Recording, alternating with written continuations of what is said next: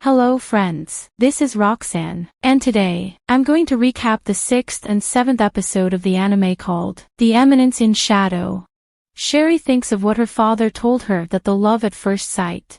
She finally decides to try the chocolate and finds it really sweet. New disguises as a student and approaches Sid at school. She tells him that the man they caught had a powerful brainwashing that broke his mind and wasn't able to obtain any information from him.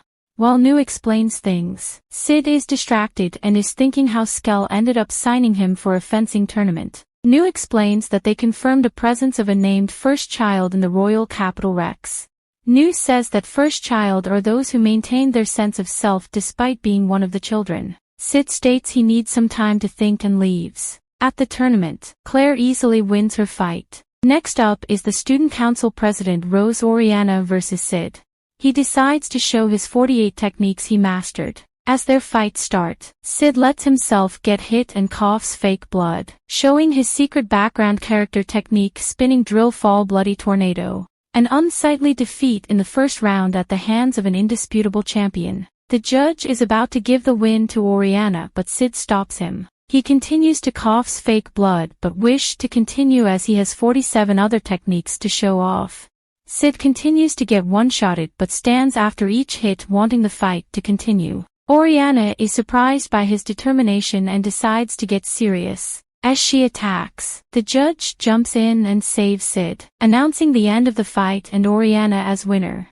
The judge states it's too dangerous for Sid to continue as he lost a lot of blood. Sid protests and wants to continue as he still has 33 techniques to show off, but he is carried out. After the fight, Sid hopes he will still get a chance to show the remaining of his techniques.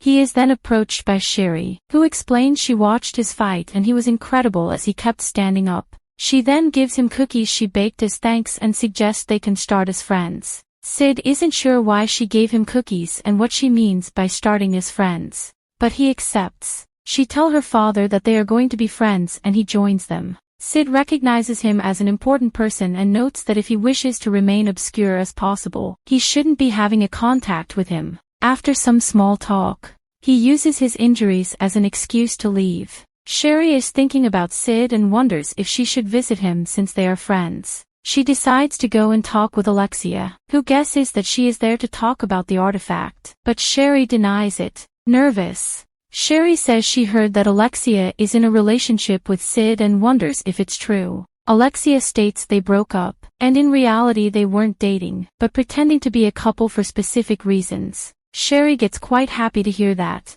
and states she became friends with Sid the other day. She wasn't able to concentrate on her research, but now it's glad to learn they aren't together. Sherry leaves happy, but Alexia gets frustrated. After 5 days, Sid returns to school and feels that everyone is a bit nicer to him than usual. Oriana then comes to explain the election to fill the vacancy on the student council. At the same time, a masked knight from the cult decides to start their plan. He creates a barrier around the school, but seemingly only Sid notices it. Alexia returns to school, but sees the gate is closed and that his guard is dead. Sid notices he can't use his magic. Some men then come in the room claiming to be from Shadow Garden and explaining that they are taking over the academy.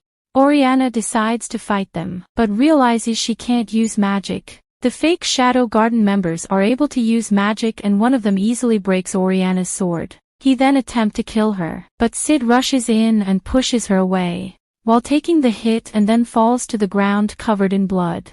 As terrorists attack the academy, Sid gets excited, but seeing that they are about to kill Rose, he jumps in stating to himself that as a background character, it's his role to be first killed by them. Rose wonders why he gave his life away to save her, but then guesses he loved her, which explains why he was motivated to keep standing when he fought her and why he gave his life.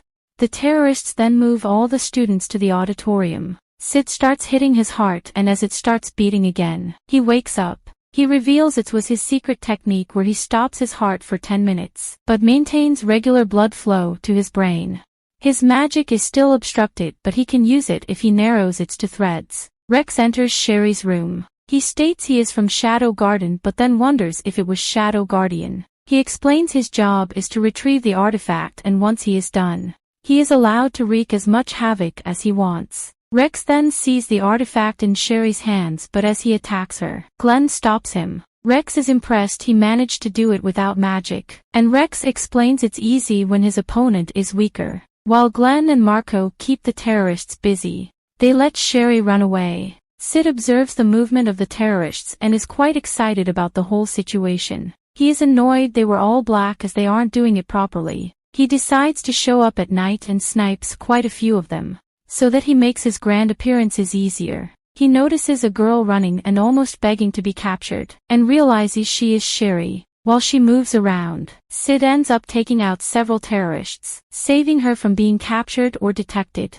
Sherry ends up tripping on the stairs and falls, but Sid captures her. He has several things to tell her, but first asks her to remove her noisy slippers. Before reaching her father's room, Sid ends up taking out a few more terrorists. Sherry finds the book she was looking for and explains that the artifact Eye of Avarice is the one that blocks their magic. The artifact absorbs and stores the magic from any user, but it can be programmed to ignore some magical frequencies.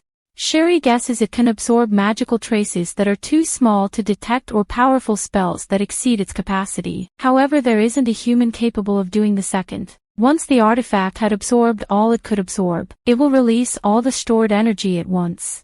Since all the students are in the auditorium, Sherry guesses that the artifact is somewhere nearby, and if it releases all the energy it will blow up and kill all in the auditorium. Because of that, Sherry states her father didn't publish his findings and gave the artifact to the government for safekeeping. Sherry also explains that the artifact she was researching is used to control the Eye of Avarice and store the energy for a long term.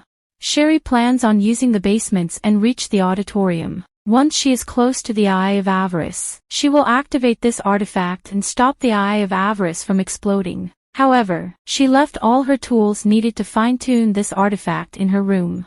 Sid then states he will get them for her and leaves her. Rex reports to the cult knight that some of their men had been taken out by someone skilled and guesses that Shadow Garden is here. As Rex still haven't obtained the artifact, the cult knight threatens him to go and find it or he will kill him. The cult knight notes that once his ambitions are realized, he will be reinstated in the Knights of Rounds. Rex is walking with 4 men, but in an instant he ends up losing them. As Sid then hits him before Rex manages to react. Thinking Sid is fast due to an artifact, Rex creates a net around himself, stating that no matter how fast Sid is, the moment he gets caught in his net, he will know. He then turns around and sees that Sid is already inside his net. Sid proceeds attacking Rex and eventually takes him in a classroom with each seat taken by a dead terrorist. As Sid attacks Rex again, he notes that Rex is awesome. Meanwhile, New finds the dead body of Glenn and Marco, who is still alive but knocked out. A moment later, Sid arrives and starts looking for Sherry's tools. New explains that Marco was her betrothed. She then explains that Shadow Garden had infiltrated the academy and are awaiting orders. However, she explains that not being able to use magic is a risk and only the 7 shadows can do it. Currently only Gamma is in the capital, but this type of mission isn't her forte. Even New herself can only use about half of her power right now. As she continues her report, Sid asks her to help him find some items. After obtaining all the tools, Sid explains he needed them to fine-tune an artifact and that Eye of Avarice is absorbing their magic. Once they fine-tune the other artifact, they can neutralize the Eve of Avarice. Sid then brings the tools to Sherry, who starts fine-tuning the artifact. And this brings the anime to an end. Comment for part 9. Don't forget to like and subscribe if you enjoyed, and turn on the notification bell so you never miss out on another video. Until next time, take care.